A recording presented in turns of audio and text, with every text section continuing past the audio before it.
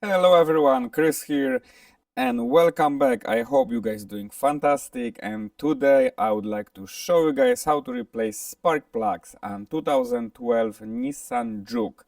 This is 1.6 turbo engine, and the same process is for every Juke with turbo engine. So first step, of course, we have to remove the plastic cover that is on the top of the engine. And now we have better view what else do we need to remove until we get access for our ignition coils. So we can see ignition coils, but we are not able to remove them just yet.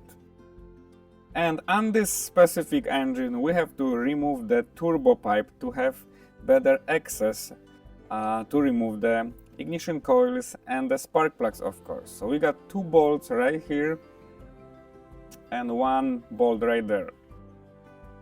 And of course we have to lose the clamp and we have to remove this sensor.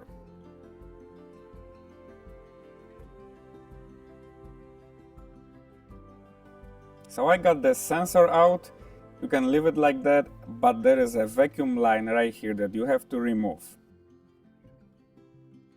And now I'm going to remove those two bolts and one on the other side.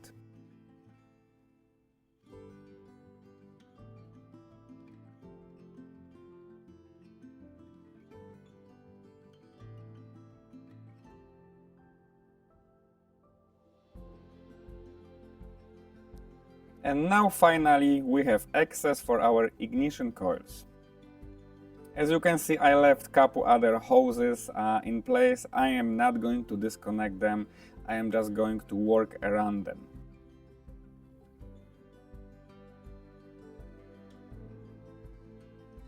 Of course we have bolts for every individual ignition coil, and of course the connectors. You have to disconnect all of them and remove the coils.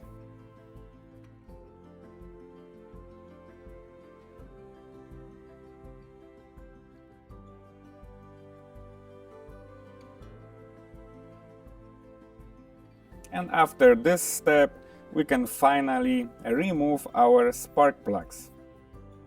And to do this job you need a 14mm thin wall socket.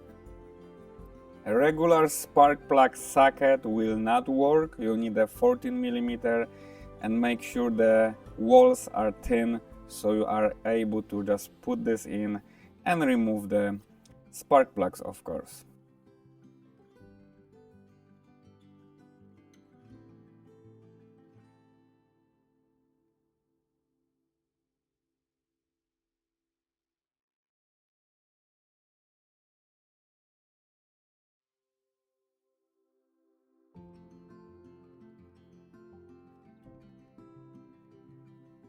So I got all my spark plugs out. Now I can install the new ones. I am using iridium spark plugs, and this is the part number if you like to use the same ones. And of course remember to gap the spark plug gap, or at least check them. And they are supposed to be gapped to between 32 to 36 thousandths of an inch. And of course now we're doing the reverse process and we are installing everything. Once you have your spark plugs in and they are tight, then you can install the ignition coils, and of course make sure everything is connected, all bolts back in their place and all hoses back together.